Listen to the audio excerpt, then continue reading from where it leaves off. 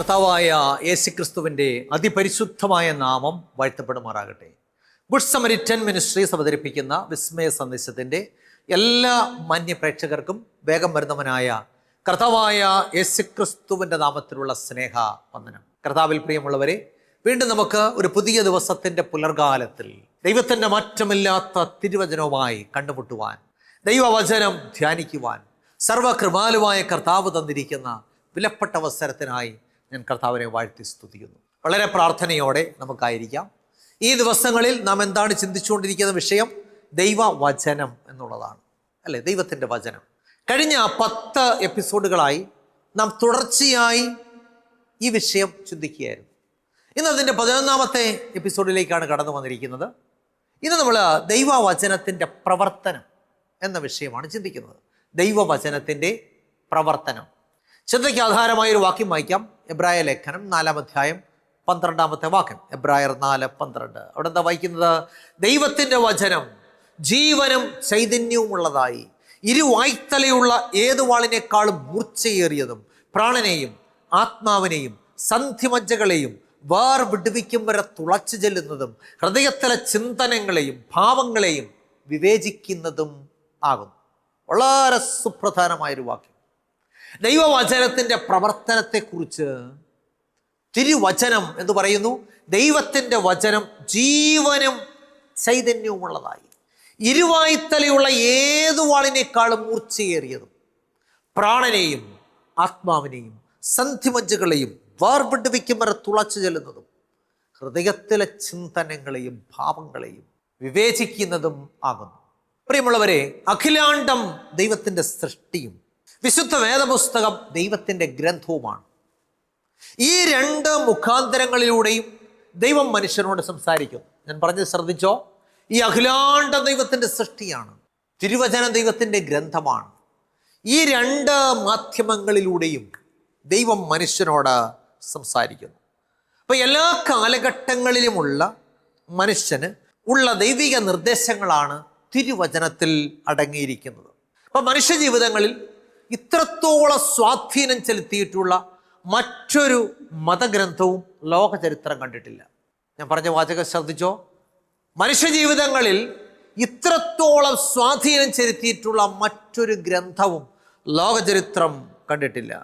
മനുഷ്യവർഗത്തിൻ്റെ വീണ്ടെടുപ്പിനുള്ള മാർഗമാണ് ഇതിലെ പ്രതിപാദ്യ വിഷയം.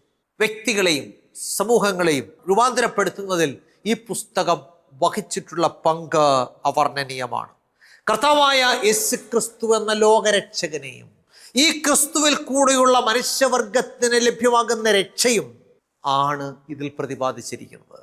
ദൈവത്തിന് സ്തോത്രം. ഈ തിരുവചനം വ്യത്യസ്ത രീതികളിൽ മനുഷ്യജീവിതങ്ങളിൽ പ്രവർത്തിക്കുന്നു. അപ്പം ദൈവത്തിൻ്റെ മാറ്റമില്ലാത്ത തിരുവചനം കർത്താവായ യേശുക്രിസ്തു എന്ന ലോകരക്ഷകനെയും ആ രക്ഷകരിൽ കൂടി മനുഷ്യവർഗത്തിന് ലഭ്യമാകുന്ന രക്ഷയും കുറിച്ച് വളരെ വിശദമായിട്ട് പ്രതിപാദിക്കുന്നു. അപ്പോൾ വ്യത്യസ്ത രീതികളിൽ ഈ വചനം മനുഷ്യജീവിതങ്ങളിൽ പ്രവർത്തിക്കുന്നു.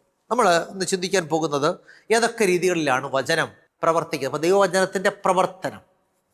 ഒന്നാമതായിട്ട്, തിരുവചനം ഒരു കണ്ണാടി പോലെയാണ്. മനുഷ്യജീവിതത്തിലെ എല്ലാ കുറവുകളെയും കണ്ടെത്തുവാൻ സഹായിക്കുന്ന ഒരു കണ്ണാടിയോട് തിരുവചനത്തെ സാദൃശ്യപ്പെടുത്തി. നമുക്കറിയാം, കണ്ണാടി നമ്മുടെ വീട്ടിലൊക്കെ ഉണ്ട്. എന്തിനാണ് ഈ കണ്ണാടി ഉപയോഗിക്കുന്നത്? എല്ലാ ദിവസവും നമ്മൾ കണ്ണാടി എടുത്ത് മുഖം നോക്കും.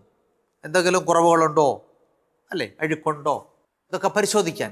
അതുപോലെ ദൈവത്തിൻ്റെ മാറ്റമില്ലാത്ത തിരുവചനത്തെ ഒരു കണ്ണാടിയോട് സാദൃശ്യപ്പെടുത്തിയിട്ടുണ്ട്. യാക്കോബിൻ്റെ ലേഖനം 1-ാം അധ്യായം 23 മുതൽ 25 വരെ. യാക്കോബിൻ്റെ ലേഖനം 1-ാം അധ്യായം 23 മുതൽ 25 വരെ. അവിടെ ഞാൻ വായിക്കുന്നു: ഒരുത്തൻ വചനം കേൾക്കുന്നവനെങ്കിലും ചെയ്യാത്തവനായാൽ തൻ്റെ സ്വാഭാവിക മുഖം കണ്ണാടിയിൽ നോക്കുന്ന ആളോട് ഒക്കുന്നു.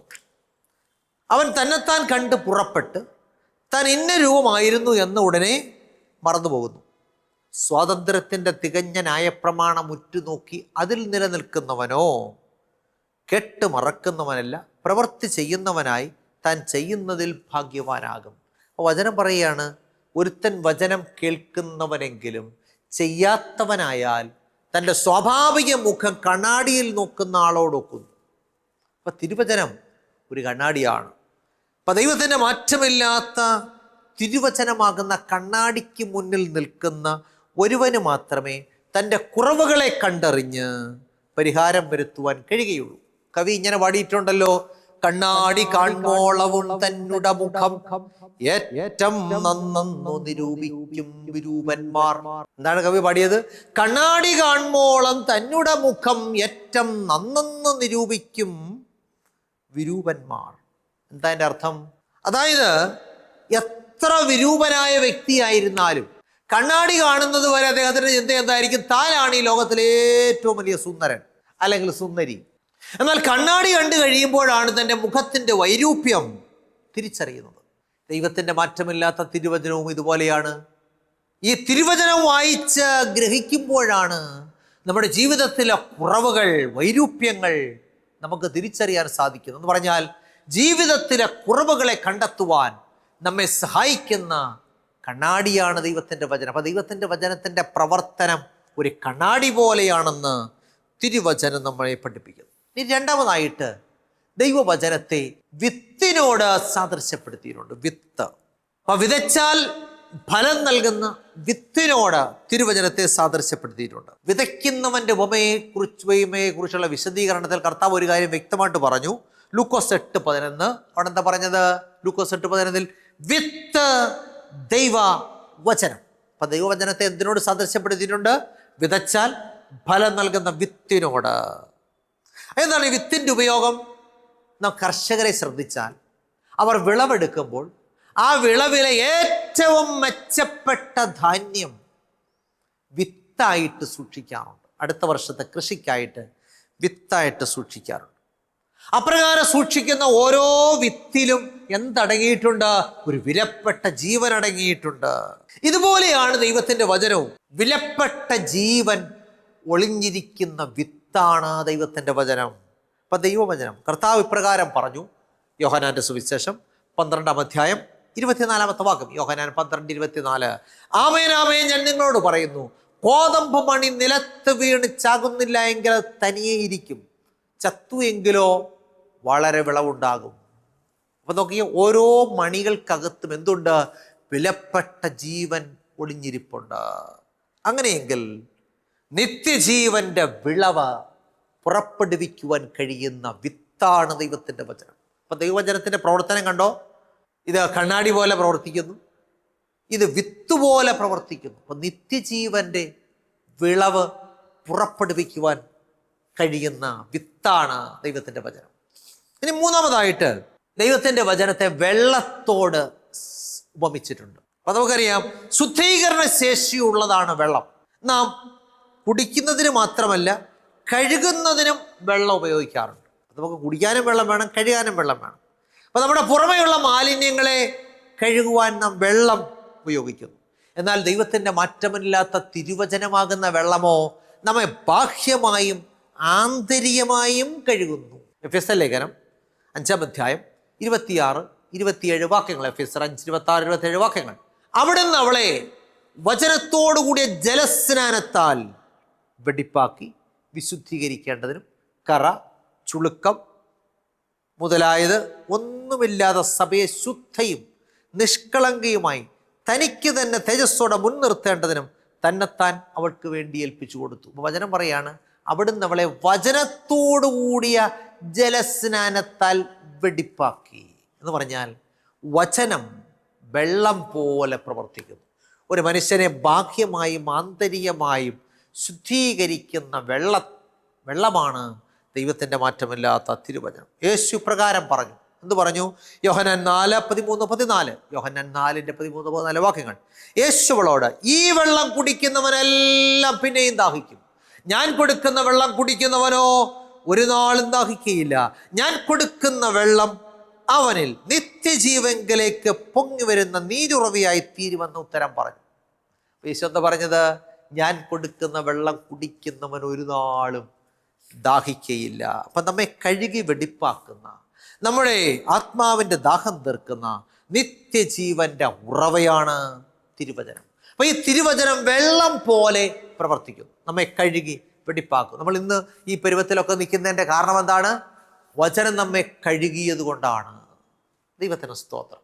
അപ്പം തിരുവചനം വ്യത്യസ്ത രീതിയിൽ പ്രവർത്തിക്കുന്നു. കണ്ണാടി പോലെ പ്രവർത്തിക്കുന്നു, വിതച്ചാൽ ഫലം നൽകുന്ന വിത്തായിട്ട് പ്രവർത്തിക്കുന്നു, നമ്മെ കഴുകി വെടിപ്പാക്കുന്ന വെള്ളമായിട്ട് പ്രവർത്തിക്കുന്നു. ഇനി 4, ഇത് വിളക്ക് പോലെ പ്രവർത്തിക്കുന്നു. നമുക്കറിയാം, നല്ല പ്രകാശം പുറപ്പെടുവിക്കുവാൻ വിളക്കിന് സാധിക്കും. ഇപ്പം തിരുവചനം ഇതുപോലെയാണ്. നല്ല പ്രകാശം പുറപ്പെടുവിക്കുന്ന വിളക്കാണ് ദൈവത്തിൻ്റെ വചനം. കൂരിരുട്ടിൽ തപ്പിത്തടയുന്ന പാപിക്ക് ഒരു വിളക്ക് എപ്രകാരം വെളിച്ചം നൽകുമോ, അതുപോലെ ദൈവത്തിൻ്റെ മാറ്റമില്ലാത്ത തിരുവചനം പാപത്തിൻ്റെ അന്ധകാരത്തിൽ തപ്പിത്തടയുന്ന പാപിക്ക് വെളിച്ചം പകരുന്നു. ദൈവത്തിന് സ്തോത്രം. ഈ വിളക്ക് കൈവശമുള്ളവന് വഴിതെറ്റത്തില്ല. ഈ ലോകത്തിൻ്റെ മാലിന്യങ്ങളിൽ വീഴാതെ, ഈ ലോകത്തിൻ്റെ ചെളിക്കുണ്ടുകളിൽ വീഴാതെ, ഈ ലോകത്തിൻ്റെ പാപത്തിൻ്റെ അഴുക്കിൽ വീഴാതെ നല്ല വഴിയെ സഞ്ചരിക്കുവാൻ ദൈവവചനമാകുന്ന വിളക്ക് നമുക്ക് വഴി കാട്ടുന്നു. അപ്പം ഇതൊരു വിളക്ക് പോലെ പ്രവർത്തിക്കുന്നു. ഇനി വീണ്ടും തിരുവചനം വാൾ പോലെ പ്രവർത്തിക്കുന്നു. വാൾ, അപ്പം ഇരുവായ്ത്തലയുള്ള വാള് പോലെ തിരുവചനം നമ്മുടെ ജീവിതത്തിൽ പ്രവർത്തിക്കുന്നു. എന്താണ് ഈ വാളിൻ്റെ ഉപയോഗം? നമുക്കറിയാം, യുദ്ധത്തിൽ ഉപയോഗിക്കുന്ന ഒരു ഉപകരണമാണ് വാൾ. ശത്രുക്കളെ തോൽപ്പിക്കുന്നതിനും അല്ലേ, അതുപോലെ തന്നെ നമ്മുടെ ജീവൻ രക്ഷിക്കുന്നതിനും വാൾ സഹായിക്കുന്നു. അപ്പോൾ ദൈവത്തിൻ്റെ മാറ്റമില്ലാത്ത തിരുവചനവും വാള് പോലെ പ്രവർത്തിക്കുന്നു. നമ്മൾ ആദ്യം വായിച്ചല്ലോ, എബ്രായർ 4:12 ദൈവത്തിൻ്റെ വചനം ജീവനും ചൈതന്യവും ഉള്ളതായി ഇരുവായ്ത്തലയുള്ള ഏതു വാളിനേക്കാളും മൂർച്ചയേറിയതും പ്രാണനെയും ആത്മാവിനെയും സന്ധിമജ്ജകളെയും വേർ വിടുവിക്കും വരെ തുളച്ചു ചെല്ലുന്നതും ഹൃദയത്തിലെ ചിന്തനങ്ങളെയും ഭാവങ്ങളെയും വിവേചിക്കുന്നതുമാകുന്നു. ഇത് ഇരുവായ്ത്തലയുള്ള വാളിനേക്കാൾ മൂർച്ചയേറിയതാണ്. ദൈവത്തിന് സ്തോത്രം. ഇവിടെ ഈ വാളിൻ്റെ പ്രത്യേകത, ഇത് ജീവനും ചൈതന്യമുള്ള വാളാണ്. ഇത് ഇരുവായ്ത്തലുള്ള ഏതു വാളിനേക്കാളും മൂർച്ചയേറിയതാണ്. പ്രാണനിലേക്കും ആത്മാവിലേക്കും സന്ധി മജ്ജകളിലേക്ക് തുളച്ചു കയറുന്നതാണ്. നമ്മുടെ ചിന്തനങ്ങളെയും ഭാവങ്ങളെയും വിവേചിക്കുന്നതാണ്. അപ്പോൾ പല പ്രത്യേകതയുണ്ട് ദൈവവചനമാകുന്ന വാളിന്. നമുക്കറിയാം, ഇന്ന് വളർച്ചയുടെ പടവുകൾ പലതും കയറി പുരോഗതിയുടെ ഉന്നതിയിൽ എത്തി നിൽക്കുന്നു അഭിമാനിക്കുന്ന ആധുനിക വൈദ്യശാസ്ത്രം മനുഷ്യ ശരീരങ്ങളെ കീറി മുറിച്ച് ശസ്ത്രക്രിയ ചെയ്യുമ്പോൾ മനുഷ്യ ശരീരത്തിൽ പുറമേ മുറിവുണ്ടാക്കാതെ അവൻ്റെ ഉള്ളിലേക്ക് തുളച്ചു കയറി ആന്തരികമായ ശസ്ത്രക്രിയ നടത്തുന്ന വാളാണ് ദൈവത്തിൻ്റെ വചനം.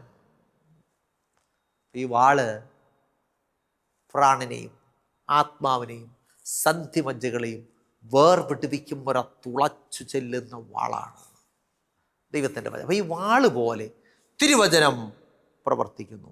ദൈവത്തിന് സ്തോത്രം.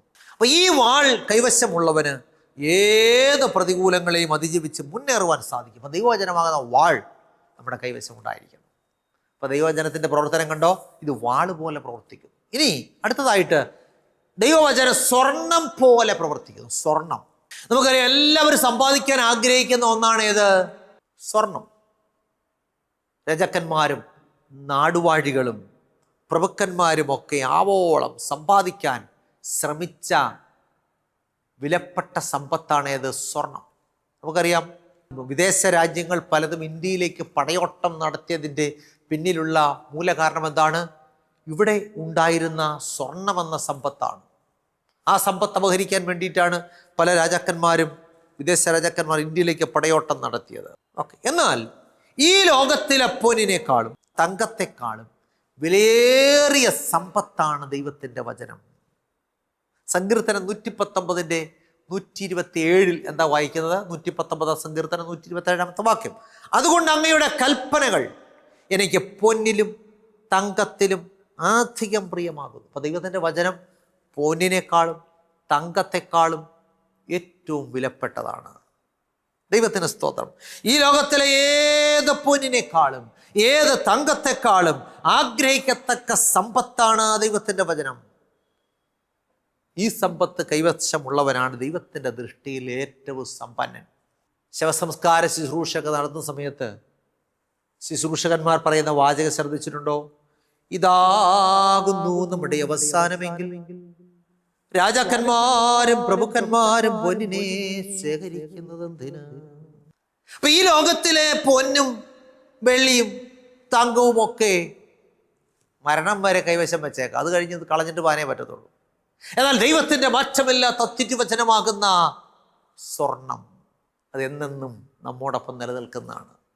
അപ്പോൾ ഇത് ദൈവവചനത്തിൻ്റെ പ്രവർത്തനം കണ്ടോ, ഇത് സ്വർണം പോലെ പ്രവർത്തിക്കുന്നു. വീണ്ടും ദൈവത്തിൻ്റെ വചനം വെള്ളി പോലെ പ്രവർത്തിക്കുന്നു. അപ്പൊ കീടം നീക്കി ശുദ്ധീകരിച്ച വെള്ളിയോട് തിരുവചനത്തെ താരതമ്യപ്പെടുത്തിയിരിക്കുന്നു.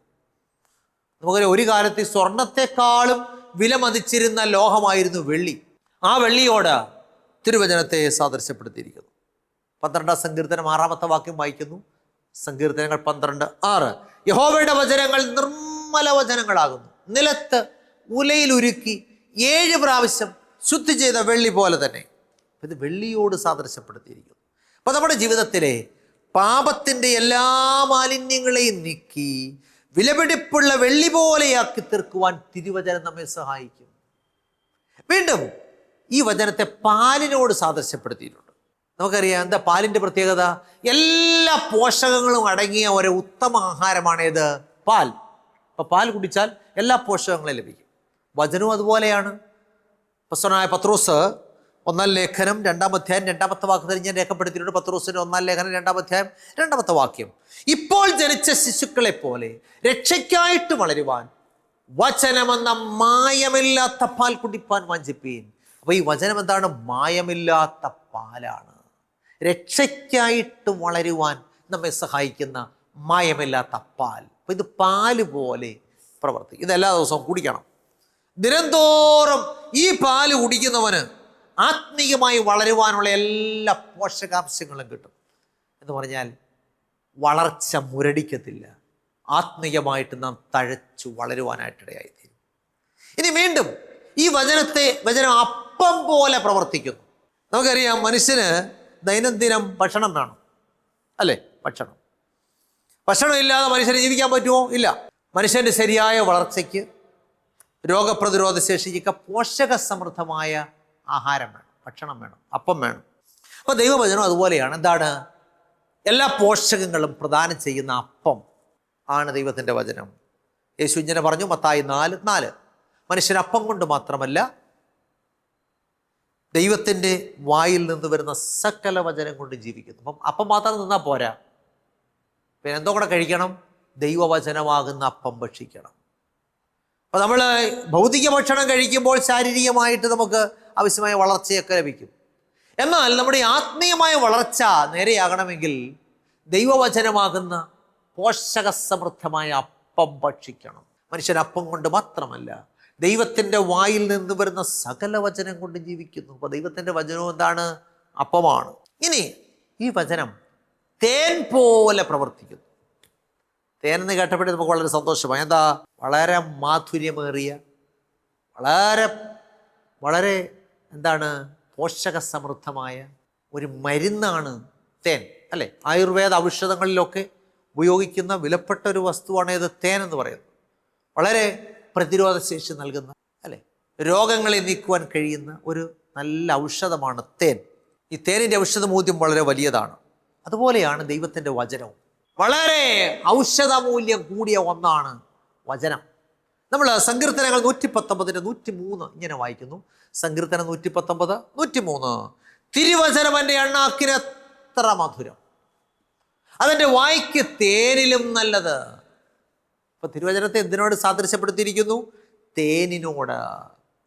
തിരുവചനം എൻ്റെ അണ്ണാക്കിന് എത്ര മധുരം, അതെൻ്റെ വായ്ക്ക് തേനിലും നല്ലത്. ഈ ലോക ജീവിതത്തിൻ്റെ ഏത് കൈപ്പേറിയ വേളകളിലും നമ്മുടെ അണ്ണാക്കിനെ മധുരിപ്പിക്കുന്ന, നമ്മുടെ ജീവിതത്തെ മധുരിപ്പിക്കുന്ന ഏറ്റവും മാധുര്യമേറിയ തേനാണ് ദൈവത്തിൻ്റെ വചനം. ഇത് ആസ്വദിച്ചാൽ ജീവിതത്തിൻ്റെ കൈപ്പേറിയ പ്രതികൂലങ്ങളെ അതിജീവിക്കുവാൻ നമുക്ക് സാധിക്കും. ഇനി വീണ്ടും ഈ തിരുവചനം തീയും ചുറ്റുകയും പോലെ പ്രവർത്തിക്കുന്നു. ഇത് തീയാണ്, ചുറ്റുകയാണ്. തീയും ചുറ്റുകയും. ദൈവത്തിന് സ്തോത്രം. അപ്പൊ ഏത് വലിയ കാട് കത്തിക്കുവാൻ തീക്ക് സാധിക്കും. എത്ര കാടിന്യമേറെ ലോഹത്തെയും ഉരുക്കുവാൻ തീക്ക് സാധിക്കും. ഇനി തീയിൽ ചുട്ടുപഴുത്ത ലോഹങ്ങളെ അടിച്ച് പരത്തി ഉപയോഗപ്രദമായ ഉപകരണങ്ങളാക്കുവാൻ ചുറ്റിയയ്ക്ക് സാധിക്കും. അതുപോലെയാണ് ദൈവത്തിൻ്റെ മാറ്റമില്ലാത്ത തിരുവചനവും. നമ്മൾ യിരെമ്യാ പ്രവചനത്തിൽ 23:29 ഇങ്ങനെ വായിക്കുന്നു. യിരെമ്യാവ് 23:29, എൻ്റെ വചനം തീ പോലെയും പാറയെ തകർക്കുന്ന ചുറ്റിക പോലെയും അല്ലയോ എന്ന് യഹോവയുടെ അരുളപ്പാട്. അപ്പൊ ദൈവത്തിന്റെ വചനം എന്താണ്? തീയാണ്, പാറയെ തകർക്കുന്ന ചുറ്റികയാണ്. ദൈവത്തിന് സ്തോത്രം. അപ്പൊ ഏത് കഠിന ഹൃദയനെയും ദൈവവചനമാകുന്ന തീ പാകപ്പെടുത്തുന്നു. അങ്ങനെ പാകപ്പെടുന്ന വ്യക്തികളെ വചനമാകുന്ന ചുറ്റിക അടിച്ച് പരത്തി ദൈവത്തിന് പ്രയോജനമുള്ള ആയുധങ്ങളാക്കി മാറ്റുന്നു.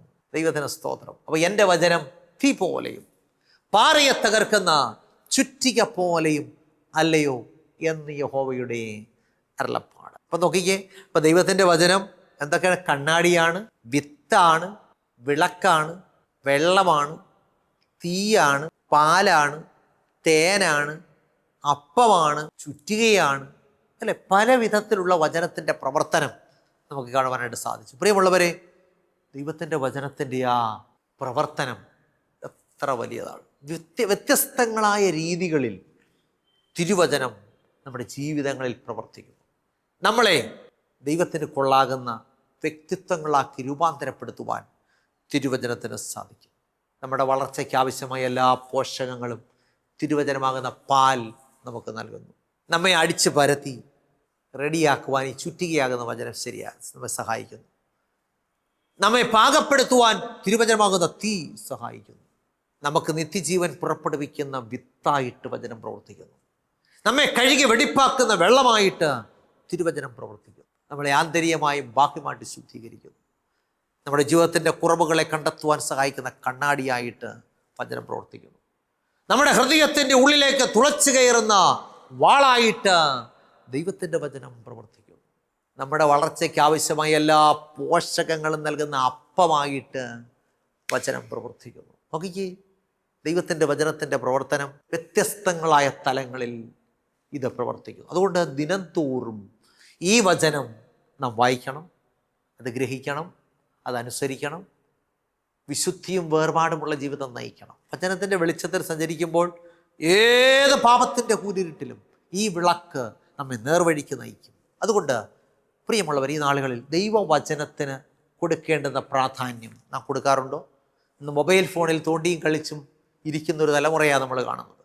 ആലയത്തിനുള്ളിൽ ആരാധനയ്ക്ക് ഇരിക്കുമ്പോഴും മൊബൈൽ ഫോണിലാണ്. എന്നാൽ വിശുദ്ധ വേദപുസ്തകത്തിന് നമ്മൾ കൊടുക്കേണ്ടുന്ന പ്രാധാന്യം കൊടുക്കുവാൻ നമുക്ക് സാധിക്കുന്നുണ്ട്. വചനം നമ്മുടെ ജീവിതങ്ങളെ രൂപാന്തരപ്പെടുത്തും. അതിനായിട്ട് കർത്താവ് സഹായിക്കട്ടെ. ദൈവകരങ്ങളിലേക്ക് ഏൽപ്പിക്കാം, നല്ല തീരുമാനമെടുക്കാം. ഇതുവരെ നമ്മുടെ വേദപുസ്തകം പൊടി പിടിച്ച് ആ ടീപ്പോയുടെ അടിയിലിരിക്കുകയാണെങ്കിൽ ഇന്നു മുതൽ അത് എടുക്കുവാൻ, അത് ധ്യാനിക്കുവാൻ, അതിൻ്റെ വെളിച്ചത്തിൽ ജീവിതങ്ങളെ ക്രമീകരിക്കുവാൻ, സ്വർഗരാജ്യത്തിന് അവകാശികളായി തീരുവാൻ കർത്താവ് സഹായിക്കട്ടെ. കണ്ണുകളടയ്ക്കാൻ പ്രാർത്ഥിക്കാം. അടിയങ്ങളെ സ്നേഹിക്കുന്ന ഞങ്ങളുടെ നല്ല ദൈവമേ, സ്വർഗസ്ഥ പിതാവേ, അടിയങ്ങളെ കേൾപ്പിച്ച മാറ്റമില്ലാത്ത തിരുവചനത്തിനായിട്ട് സ്തോത്രം. കർത്താവേ, അവിടുത്തെ വചനത്തിൻ്റെ പ്രവർത്തനം എത്ര വലിയതാണ്. അത് വിവിധങ്ങളായ രീതികളിൽ അടിയങ്ങളുടെ ജീവിതങ്ങളിൽ പ്രവർത്തിക്കുന്നതോർത്ത് സ്തോത്രം. ഈ വചനത്തിന് കൊടുക്കേണ്ടുന്ന പ്രാധാന്യം ജീവിതത്തിൽ കൊടുക്കുവാൻ, അതിനനുസരിച്ച് അടിയങ്ങളുടെ ജീവിതങ്ങൾ വ്യതിയാനപ്പെടുവാൻ, രൂപാന്തരപ്പെടുവാൻ, കർത്താവിന് പ്രസാദമുള്ള വ്യക്തിത്വങ്ങളായിട്ട് അടിയങ്ങൾ മാറുവാൻ, നിത്യജീവനടികൾ അവകാശികളായി തീരുവാൻ എൻ്റെ കർത്താവ് സഹായിക്കണമേ. ഇന്ന് വചനം കേട്ട എല്ലാ പ്രിയപ്പെട്ടവരെയും അനുഗ്രഹിക്കണമേ. കർത്താവെ, വിവിധങ്ങളായ ജീവിത പ്രതികൂലങ്ങളുടെ നടുവിൽ നട്ടം തിരിയുന്ന പ്രിയപ്പെട്ടവർ നടിയനെ കേൾക്കുന്നുണ്ടല്ലോ. കണ്ണുനീരിൻ്റെ താഴ്വരയിൽ കൂടി കടന്നു പോകുന്നവർ, മാനസികമായ സംഘർഷങ്ങളിലൂടെ കടന്നു പോകുന്നവർ, നിരാശയുടെ നടുക്കടലിലായിരിക്കുന്നവർ, പ്രത്യാശ നഷ്ടപ്പെട്ട പ്രിയപ്പെട്ടവർ, കടബാധ്യതകളാൽ വലയുന്നവർ, പലവിധമായ ആവശ്യങ്ങളിൽ ഞെരുങ്ങുന്നവർ, എല്ലാ പ്രിയപ്പെട്ടവരോടും കർത്താവ് കരുണ കാണിക്കണം. ഇന്നത്തെ തിരുവചന കേൾവി പ്രിയമക്കൾക്ക് വിടുതലും ആശ്വാസവും പ്രത്യാശയും അനുഗ്രഹവുമായി തീരുവാൻ തക്കവണ്ണം സഹായിക്കണം. യേശു ക്രിസ്തുവിൻ്റെ ധന്യമുള്ള നാമത്തിൽ ഏറ്റവും താഴ്മയായിട്ട് യാചിക്കുന്നു. അടിയങ്ങളുടെ പ്രാർത്ഥന കേൾക്കണം നല്ല പിതാവേ, ആമേൻ. കർത്താവിൽ പ്രിയമുള്ളവരെ, ദൈവമായ കർത്താവ് നമ്മെ സഹായിക്കട്ടെ. എല്ലാ ഞായറാഴ്ചയും രാവിലെ 6:30 ജയ്ഹിന്ദ് ചാനലിലുള്ള ഈ സംപ്രേഷണങ്ങൾ കാണുക, കേൾക്കുക, മറ്റുള്ളവരോടും പറയുക. യൂട്യൂബിലും കാണാം, ജോയ്മോൻ മത്തായി എന്ന് ടൈപ്പ് ചെയ്താൽ. നമുക്ക് ദൈവവചനം ശരിയായി ഗ്രഹിച്ച് പഠിച്ച് ആ വചനത്തിനനുസരിച്ച് നമ്മുടെ ജീവിതങ്ങളെ രൂപാന്തരപ്പെടുത്തുവാൻ, ദൈവരാജ്യത്തിന് നമ്മൾ അവകാശികളായി തീരുവാൻ കർത്താവ് ഇടയാക്കട്ടെ. എല്ലാവർക്കും നല്ല ഒരു ദിവസം ആശംസിക്കുന്നു. ദൈവമായ കർത്താവ് നമ്മെ സഹായിക്കുമാറാകട്ടെ. ആമേൻ. ദൈവനാമത്തിന് മഹത്വമുണ്ടാകട്ടെ. പാസ്റ്റർ ജോയ്മോൻ മത്തായി എഴുതിയ സത്യ സത്യസഭ എന്ന പുസ്തകം നിങ്ങളെ പരിചയപ്പെടുത്തും. ദൈവത്തിന് ഒരു സഭയുണ്ടോ? ഇന്ന് ലോകത്തിൽ കാണുന്ന എല്ലാ സഭകളും സത്യസഭകളാണോ? ഉൽപ്പത്തി മുതൽ മലാഖി വരെയുള്ള പുസ്തകങ്ങൾ സത്യസഭയ്ക്ക് ബാധകമല്ലേ? സത്യസഭ ദൈവകൽപ്പനകൾ മാറിപ്പോയി എന്ന് അവകാശപ്പെടുന്നവരുടെ കൂട്ടമാണോ? സത്യസഭയിലേക്ക് ദൈവം തെളിച്ചിട്ടിരിക്കുന്ന വഴി ഏതാണ്? തുടങ്ങി സത്യസഭയെക്കുറിച്ച് നാം അവശ്യം അറിഞ്ഞിരിക്കേണ്ട വിലപ്പെട്ട അറിവുകൾ കോർത്തിണക്കിയ പുസ്തകം. ഈ പുസ്തകം ആവശ്യമുള്ളവർ ഞങ്ങളെ വിളിക്കേണ്ട നമ്പർ 9747097977. നമ്പർ ഒരിക്കൽ കൂടെ പറയാം, 9747097977.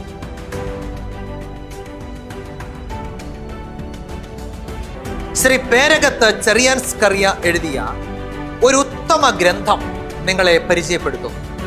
ഇത് തിരുവചന സത്യം. ക്രൈസ്തവ ലോകത്ത് പരക്കെ പ്രചരിക്കുന്ന അബദ്ധ ഉപദേശങ്ങളും സംശയങ്ങളും വചനാടിസ്ഥാനത്തിൽ ദൂരീകരിക്കുന്ന ഗ്രന്ഥമാണിത്.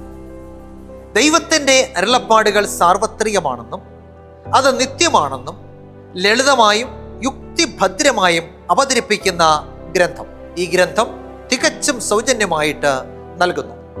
ഈ പുസ്തകം ആവശ്യമുള്ളവർ വിളിക്കേണ്ട നമ്പർ 9747097977.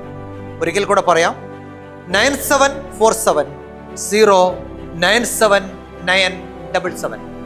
പ്രവചന ശബ്ദം ക്രൈസ്തവ കുടുംബ മാസിക. സമകാലീന സംഭവങ്ങൾ, ആരോഗ്യ ദൂതുകൾ, പ്രവചനങ്ങൾ എന്നിവ കോർത്തിണക്കിയ ഉത്തമ കുടുംബ മാസിക. വാർഷിക വരിസംഖ്യ 200 രൂപ മാത്രം.